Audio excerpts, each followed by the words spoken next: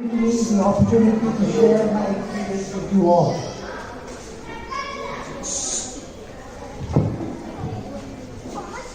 Years ago, having passed out of the first standard, I decided I wanted to pursue engineering. I applied for College of Engineering Pune, which is well known since late Dr. Visvesvaraya, a civil engineer, was from that college, but did not get admission in the mechanical stream. Perhaps this was a divine intervention, because I was then accepted into the mechanical branch of Raipur Government College of Engineering, and this turned out to be the best choice. I joined the college in 1963 and graduated in 1968. As some of you may know, we were the college's first batch of mechanical engineering from the new building built on that year. A class that comprised all boys, unfortunately, and not a single girl. Despite that, my time in Raipur Engineering College was a truly memorable one. We were lucky to have some of the best professors and tutors, including Mr. Ajit Jogi, who later on became the first Chief Minister of Chhattisgarh. I recently learned that Mr. Mandal has been posted as the Chief Secretary of Chhattisgarh State, who passed out from this MIT College.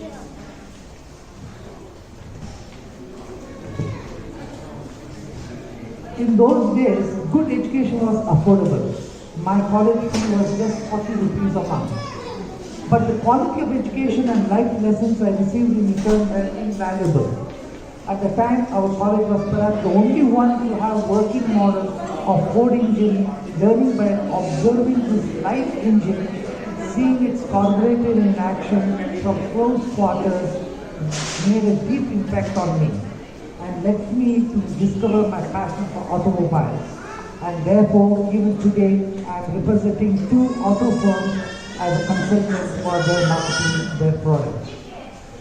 Thanks to the craft workshop at Engineering College, I discovered another hobby of mine, furniture making. I recently designed and made a sample dismantleable chair, keeping in mind the specific health requirements of the individuals, and looking forward to a good collaboration with a good machinery for furniture manufacturing. Similarly, Raipur College had an excellent hydraulic workshop, where I learned how vortex flows takes place when the dam gates are opened. These were complex concepts in textbooks, but they came alive and were made simple. These 3 practical examples, which I have not forgotten till today. Hats off to College of MIT Raipur. Last year, I got the chance to go back to college thanks to our first Raipur College Reunion of 1968 Golden Jubilee.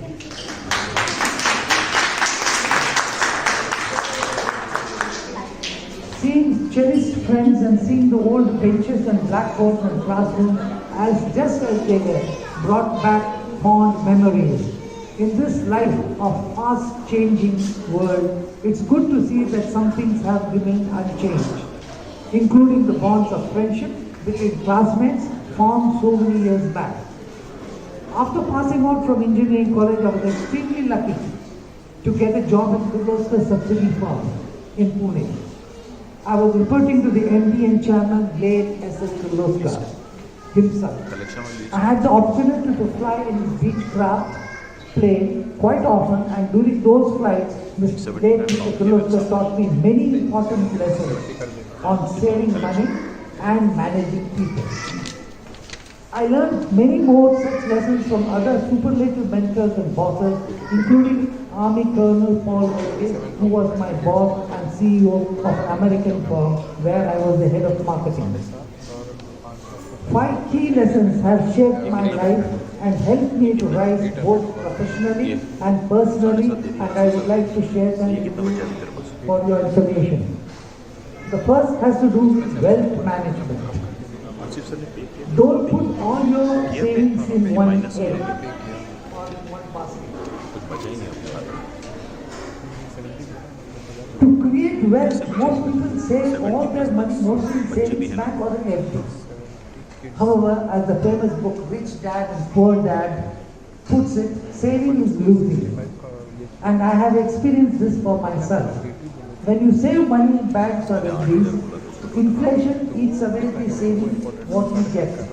Then the rate of interest earned, so you are actually losing money. I'm not saying this to discourage people from saving money, but just to encourage you not to save all of it in one form. Early in my life career, I was advised by my mentors to use my money to create more wealth. That is, divert my savings into assets that will bring me money over time. For example, buying a property can help you to get steady rental income in the future.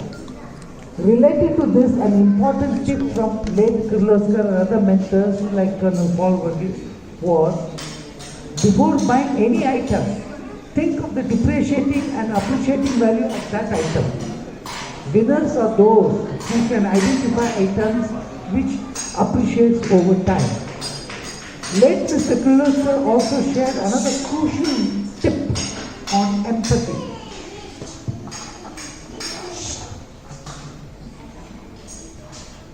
If there are any complaints from workers or employees, put yourself in that person's shoes to understand their point of view.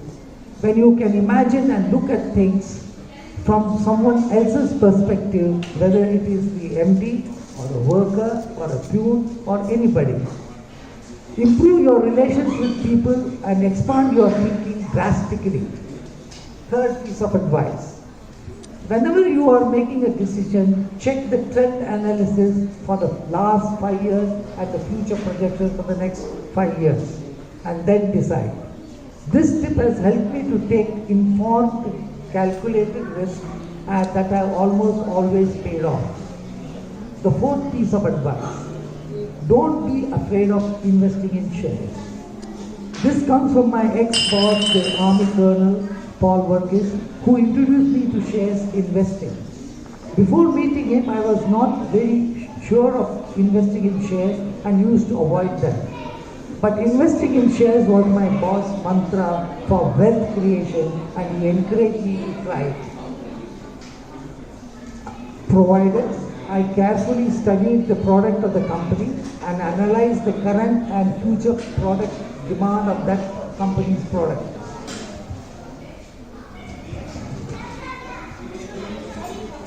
I have since then studied and invested in shares, which has given me a very good return, not only on myself, but I also selected a good broker who is expert in investing shares and giving me more than 40% return. By observing this Army Colonel, I got to understand the incredible training given to Army personnel and their unique approach to life managing people. Hats off to our armed forces for their discipline, dedication and training. Finally, the last tip is to do with learning. The best way to gain knowledge is to learn from people who have already tried, succeeded and hence know what mistakes to avoid. Throughout my life, I was lucky to surrounded by smart businessmen, entrepreneurs and people who taught me how to use money wisely and create my life the way I want it. So don't hesitate to approach people who are smarter than you and ask them for help without hesitation.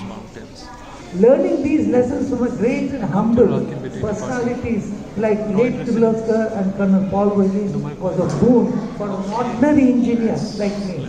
I have always tried to put these tips into practice in my career, and let me tell you, I have succeeded very well. I personally feel that College of Engineering NIT Raipur has come a long way since those days in early 1968. Today, our alumni have made a notable achievements all around the globe. I'm very happy that we have formed an alumni association of this magnitude spread all over the world. I have one sincere appeal to all. Let us make this alumni association an active support network for current, past students and those who are old enough not to support themselves. There will be an annual membership fee that can be used to sponsor needy students of NIT Raipur, as well as the people who need medical attention who are passed out from NIT Raipur. Good restaurants. Let us help students and members find jobs and progress in their career. By supporting the future students of NIT Raipur, the Alumni Association will ensure that we are repaying in a small way our country and the engineering college that has taught us so much. Many years we used to come. Jai NIT. Thank you.